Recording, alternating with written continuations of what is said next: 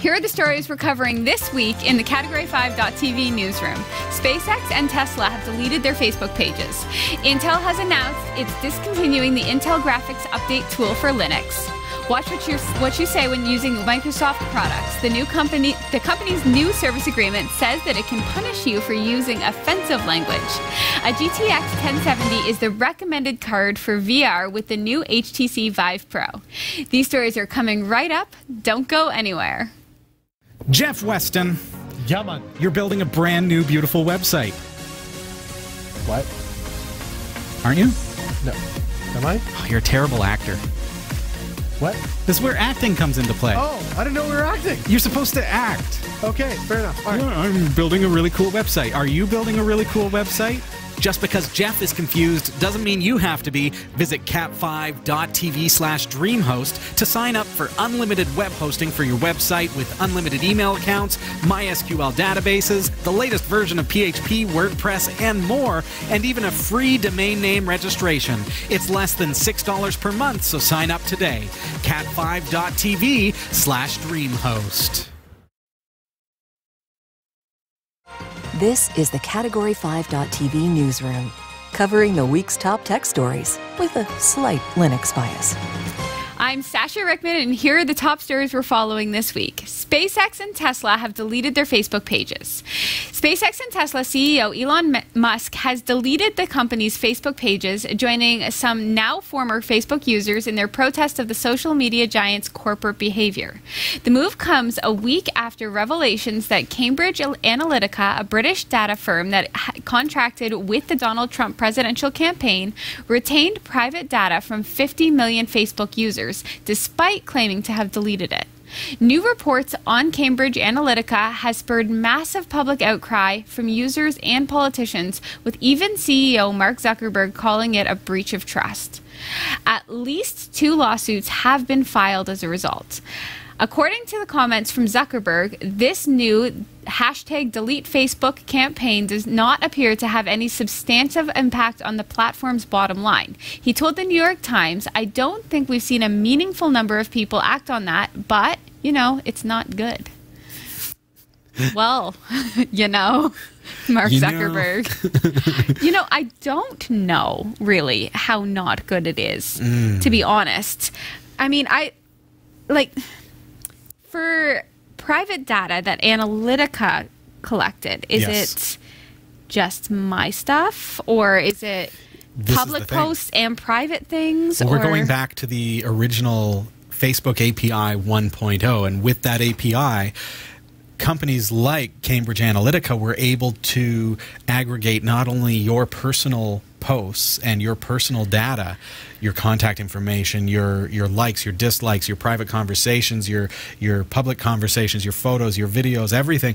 But also, if I installed the app that was using their software on my profile, and gave that checkbox, which was literally just a approve to install back with version 1.0. So remember, back then, 2014, it didn't list all the things that it was going to do, and it didn't allow you to opt out of giving them my personal information and my home phone number and all this. It didn't let you opt out of those things. It was just, I want to install an app, I have to accept. So they would sell, presumably, let's get my software into a game, and that game now gets installed on all these people's Facebook platform profiles, and they've authorized me to install because they want that game. Right. Say that's the example. Here's the thing. With that version of the API from Facebook, they not only had access to my profile, as I mentioned, but also the profiles and personal, private, confidential data, the private data of all of my friends. They don't have to authorize it. Because I authorized it, I've by association, by proxy, given permission that they can now access my friends' profiles as well. That's not okay. Not okay. And so that there was an uproar back then in 2015, 2016, and version 2.0 came out, and they said, we've heard your uproar, we've heard your cry for more privacy settings, and so we've launched version 2.0 of the API and deprecated 1.0. Okay. Too little, too late. The data was already collected. It was already aggregated. And they didn't tell us that then. If you read the fine print, Yes. it was there. Well, yeah. Who does that? Exactly. How many people have read the full terms of use every time it changes? So Mark Zuckerberg thinks that it's bad. It's like not good. It's like totally not good. It's like not good. Yeah. He didn't say bad, but it's like not going to good. hurt his Right. bottom line, yeah. Yeah, but still, I support anybody that would want to delete their Facebook because of this. Yes, I can understand that, but who uses Facebook and doesn't already understand that their data is the product that is being sold? Because Right. we're not the customers of Facebook, we are the product of Facebook.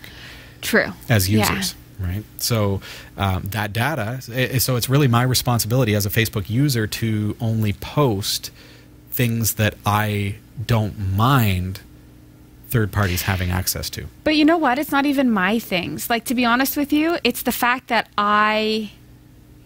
if I agree to something, I create havoc for my friends. Back in 2014, right. yes. So that's icky. Like, that's Absolutely. You know, I don't like that because there are people who do their best to be private, and then if they friended you. And here's some willy-nilly approver of things. Right. But here's the other side to that. So thinking back, now things are firmer now, and they're going to get even firmer now that this has come to light. Like they're really, we've got to change things.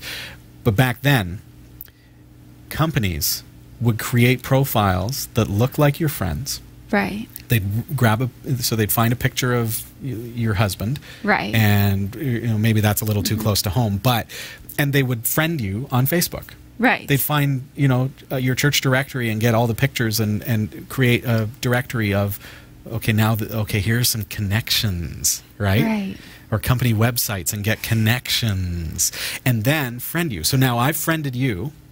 You are friends with all the legitimate people.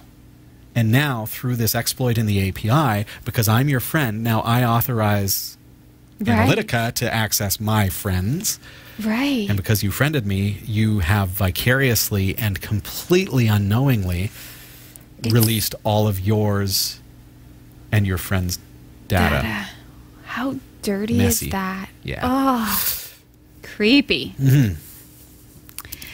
Intel has announced it is discontinuing the Intel Graphics Update tool for Linux, but it may not be what you think. The tool, which was known as Intel Graphics Installer for Linux for a while, was created in 2013 to give Linux users a reliable way to upgrade their latest stable firmware, driver, and other components for Intel graphics chips. Owners of newer Intel hardware often had to use the tool in order to get the most from their GPU when using Linux. Ubuntu and Fedora were the officially supported distros the tool targeted, but users of related distributions, including Linux Mint, have made use of it too. At a glance, headlines like that make it sound as if Intel is pulling support for Linux, when in fact, it's quite the opposite. Now, Intel's open source technology group says the tool is obsolete. So why are they deprecating the software that makes it easy to upgrade to the drivers? Well, it's all thanks to faster inclusion of newer Intel graphics that support Intel's graphics support that is directly within modern Linux distribution repositories. There isn't a need for a new release because Ubuntu 17.10 and Fedora 27 both include support for the latest Intel graphics out of the box, and it appears as though both distros will be keeping pace with the stack going forward. So, with no real purpose, the update tool is simply being retired. Cool. Awesome. Yeah. Well, it shows the power of a repository in that now, if it's already pre-set up on your distro Right. on Linux, so you don't have to install the drivers manually, if you will. Right. But as the new versions come out, they're going to automatically update as well. Right. So it's just being phased out. It's not needed anymore. That's great. But isn't it funny how the headlines will say, oh, well, Intel is pulling support for Linux drivers. Right. It's weird. That's the headline. Yeah. And let's look between the lines here. It's no longer needed, folks. Linux has gotten to the point where we don't need to figure out how to install our drivers. It just does it for us. It just happens. I love that when I fire up a Linux computer for the first time and I connect my Wi-Fi, it says, oh, you've got a wireless printer. Would you like to add it? Yep. Done. Would you like to print a test page? Yep. Done. Didn't have to install anything. Didn't have to touch anything. Right. Just said yes. It just knows. Just, install my printer. Sure, I want my graphics drivers. Yeah, make it happen. Get her done. Linux is amazing. And incidentally, when it does update, I can choose when to update. Right. And I don't have to reboot when I do. That's a huge thing. Updating without needing to reboot is I'm not pointing big any deal. fingers, Windows users. That's a big deal. It's a time saver. It really is when you can control when the updates happen and you don't have to be offline for 5 hours while it happens. Right. If it's like an anniversary update, yeah. what could I be referring to? I don't know. Well, speaking of Microsoft. Oh, Microsoft. Watch what you say while using Microsoft products. The company's new service agreement says that it can punish you for using offensive language. This will apply to Microsoft services such as Xbox Live, Skype, OneDrive, and others in a document summarizing the upcoming changes, which goes into effect May 1st. Microsoft says in the Code of Conduct section, we've clarified that the use of offensive language and fraudulent activity is prohibited.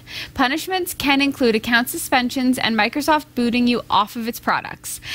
The software giant also warns when investigating alleged violations of these terms, Microsoft reserves the right to review your content in order to resolve the issue. In other words, the company can search through your accounts for any evidence of the violations. So far, Microsoft hasn't publicly commented over concerns the policy might be too heavy-handed. A ban on offensive language will probably have the biggest impact on Xbox Live, where the gamers are known to troll each other. Microsoft doesn't define what offensive language is according to the new policy. However, the company's code of conduct is designed to prohibit a whole range of problematic activities, including spam, transmitting malware, online harassment, child exploitation, and anything illegal. The company's most severe punishments are probably reserved for the worst offenders. Speaking of companies that are kind of monitoring your data, getting right on in there. Have you ever used Cortana? And now they want to ban swearing? Come on. So it's a product feature. They don't even say what it is that offensive language is. Now, I'm not saying that I am an offensive language user strongly by any means. Okay, but if you're a Windows user or a Cortana user, you're probably an offensive language user. Okay, but here's the thing. Okay, so we talked about updates there. Can they just change what offensive language is if they want to see your stuff? Well, I suppose. Right. But they already have access to your stuff. Right. But if they want to just make it a legal door to get through, where they just... But they already have a legal door. Oh. Windows 10. So, oh, right. You accepted the terms of... Right, the terms and conditions. The terms and conditions, which say clearly that they are allowed to see all of your things. Everything that you are doing. Yeah. Oh. Icky. Pretty sure we covered that before. Yeah, we did. It's gross. I've obviously blocked it out because it's disgusting. Anyway... My wife and I sometimes, and I think a lot of folks have probably checked out some of the VR videos. And it's a lot of fun when you see like some of the crazy stuff that goes on in virtual chats and stuff, and people post them on YouTube. And it's probably not always kid-friendly and it's not always appropriate, but, it's good for a laugh sometimes when it's not overly offensive. Mm-hmm. But so, are these kinds of things going to be... ban? An issue? I don't know. It's hard to say because I think they are just going to outline it clear as day so that nobody can rebuttal it, and then implement that power in event that something needs to be addressed. Like we know what's happened on YouTube lately and things that need to be addressed. Right, so they're putting it in black and white. Right, exactly. And saying these kinds of things we have the power to combat, and then let's see what happens. Exactly. So there's some really good things that you can really like this tool would be good to stop things like cyberbullying. It would be good against, child exploitation and things like that. But I just feel like it's so vague in just like offensive language. Like it's but is that on purposefully. purpose? Yeah. That's what I'm wondering. Is it on purpose so that we've blanketed this rule that's so vague but so firm that we now have the power to look through all your stuff if we suspect that you have been doing these things? So then it comes into, well, what if they're suspecting things like terrorism plans or something like that, or an attack of some sort? You know, kids talking in their VR chat about, you know, oh, I'm going to do this or that to so-and-so. And so now all of a sudden Microsoft has the power to boot you off of all of its products. And of course they already have the power to report it to the authorities. That's part of Windows 10 as well. Right. So it's actually very powerful. But when you think about it, because so many people... It's so hard to fathom, too. Right? Like, I've been bad, and now I have no Microsoft access. Like, I've been grounded. Talk about Big Brother. This is Mama. You've been swearing on Xbox Live. You're banned for a week. Right, and that's the thing. Is it a lifelong ban? Is it a conditional ban? How do you unban yourself after using offensive language?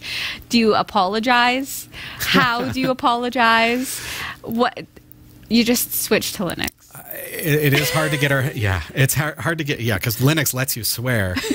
It's hard to get your head around because of the fact that we're so conditioned by our human thinking, in that we think about Microsoft monitoring what we say and do, and think in terms of humans monitoring what we say and do. But we have to realize now we have AI and machine learning. These are new things that we've not encountered in the past. So suddenly, there's so much more that can be done in such a small amount of time. Right.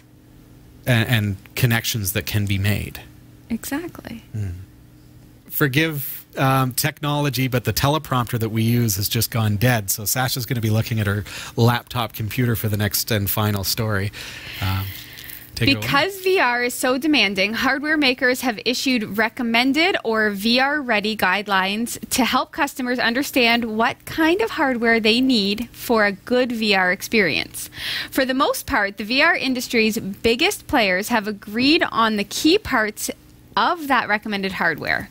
With the introduction of the new Vive Pro, HTC is now suggesting more powerful GTX 1070 as its recommended spec for the Vive Pro, differing from GTX 1060 suggested for use with other major headsets. Among other improvements, the Vive Pro brings a screen with 78% more pixels than the original Vive, 14.40 by 1600 versus 1080 by 1200 per eye, which means that for the same scene, a GPU powering the Vive Pro will need to do a non-trivial amount of extra work to draw all the pixels at the 90 frames per second target frame rate. Dropping below that target can cause visual artifacts and discomfort. While HTC's official Vive Pro page had initially listed the same recommended GPU as the original Vive, the GTX 1060, for use with the Vive Pro, today the company updated the page to recommend NVIDIA's GTX 1070 Quadro P5000 or AMD's Radeon Vega 56. HTC tells Road to VR that the change was based on NVIDIA's testing. While the GTX 1070 or equivalent is now part of the recommended spec, a new minimum spec is listed, which still includes the GTX 1060. Additionally, the Vive Pro's minimum spec differs from the original Vive's recommended spec by requiring a USB 3.0 port instead of a 2.0 and dropping HDMI connectivity, now requiring DisplayPort 1.2 or newer. The Vive Pro minimum spec also no longer lists Windows 7, instead now showing Windows 8.1 or Windows 10.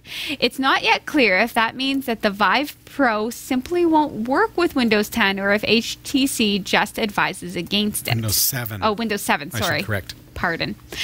While SteamVR's new auto resolution function means that SteamVR content should automatically adapt to the Vive Pro's increased rendering demand and allow the GPU to maintain frame rate, it may come at the expense of reducing the rendering resolution when the headset is used in conjunction with a GTX 1060 class GPU. The move from GTX 1060 to 1070 as the headset's recommended spec isn't a small change for consumers, as current prices on the 1070, which is currently $625 US, are roughly twice as expensive as the 1060 at $325. This change could be the start of a trend of fragmentation among the VR-ready and recommended VR specs, which has been relatively consistent among leading VR companies to date, though we do hope that HTC and others will take steps to avoid customer confusion. Just goes to show how Bitcoin mining and Monero mining and Turtle coin mining has affected the market. Exactly. And if you're not catching my connection there, you just mentioned that the 1070 cards are 600 and some odd dollars plus USD. Now, you built at cat5.tv/CPU 2017, you built a beautiful gaming rig with a 1070 overclock card with 8 gigs on board. Right. And just in time. And it was like 549 Canadian. Right. Canadian. So because people are buying up all these cards because they're using them to mine cryptocurrency, the price is going up and up and up. They're becoming more rare. They're hard to get at a good price. Just in time I got that card. Yes. Yeah. And I am envious because I want to add it to my mining rig. Right. And I got it. I got to pay $600 US. So I'm okay, obviously, for my VR headset. Like, I'm okay. Yes. Right? Go get one. Exactly. But the thing is, it's confusing, right? Is there a way that consumers would, like, how do they know between recommended and optimum? Like, recommended versus minimum would be kind of the key point. So when you're looking at minimum system requirements to do something, you have to imagine that the manufacturer says it'll work, it's not going to be optimal. Okay? Recommended means it's going to be awesome. Right. Right? So if you've got a 1060 and they're saying that's the minimum, yes, it will work. You don't have to rush out and buy a 1070 right away. But you should know that you're probably not going to get the right frame rates. It's not going to be quite as good as it would be on a 1080, on a 1070 or 1080. Right. Right. So it's just, you always feel, and I feel like this with smartphones, and that this is happening now with this as well. Is there next going to be something, like, should I already be just chomping at the bit for the next thing? Well, you got to get your headset first. Right. Because right now the brand new Vive Pro is compatible. Your system is, with a 1070 GTX, is like the ideal system for this VR. And it's the best virtual reality experience that you can get right now. Right. So you don't have to upgrade anything. It's ready. I just get the headset. You just get the headset. Now, if you wait another 2 years, obviously your hardware is going to become the minimum at that point. Okay, so if you buy it at the same level, then it just ages at the same level. Like, you're not going to be... Yeah. Ish? Yeah. Okay, I have to get myself a headset now. You just got to get the VR headset. I can do that. Start saving. Christmas is coming. How much is a headset? They're like $800 or something, I think. Canadian, I'm not too sure. Well, but it's necessary. She just said an HTC Vive Pro is necessary. Yep. The end. Okay. Best comment ever. Get the t-shirts. Big thanks to Roy W. Nash and our community of viewers for submitting stories to us this week. Thanks for watching the Category 5.tv newsroom. Don't forget to like and subscribe for all your tech news with a slight Linux bias. And for more free content, be sure to check out our website. From the Category 5.tv newsroom, I'm Sasha Rickman.